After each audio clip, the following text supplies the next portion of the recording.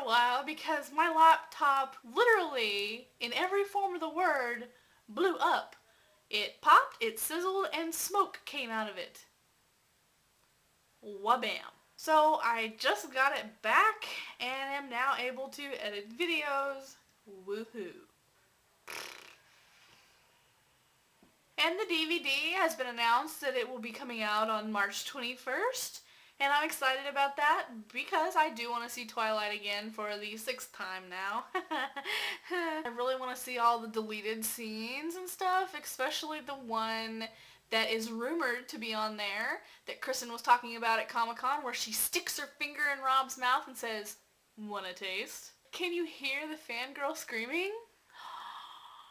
I can. On to the topic. I frequently get off topic. I blabber a lot. Sorry. A nostalgic walk down Twilight memory lane. I didn't hear about Twilight from a friend. I didn't see anybody reading Twilight. I didn't hear anything about it.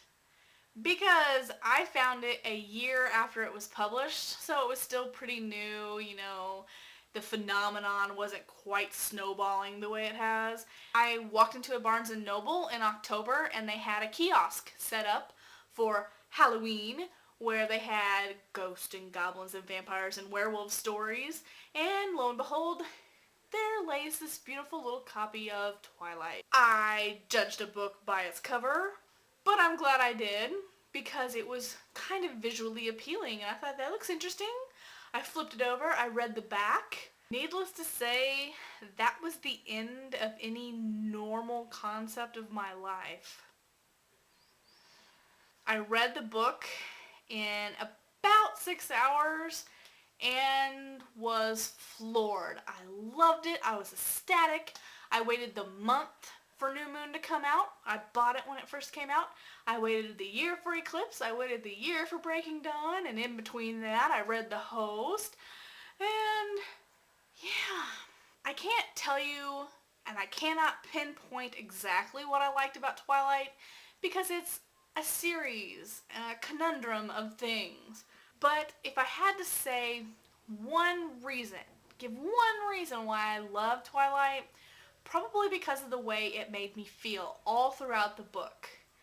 It was just this feeling. You didn't have to worry about anything because you got lost in Forks, Washington, in the deep, dark, green, mossy woods with a beautiful, strange boy that sparkles in the sun who just happens to be gorgeously alluring with his golden eyes. Now, if you've watched any of my videos, you know that I am like the only person in the world who's not a Harry Potter fan. Not to say I didn't like the books. I like the books. They draw you in. They're very well written. I love the story. I completely missed the whole Harry Potter revolution because I was early in high school and just didn't pay any attention to it. I had no desire.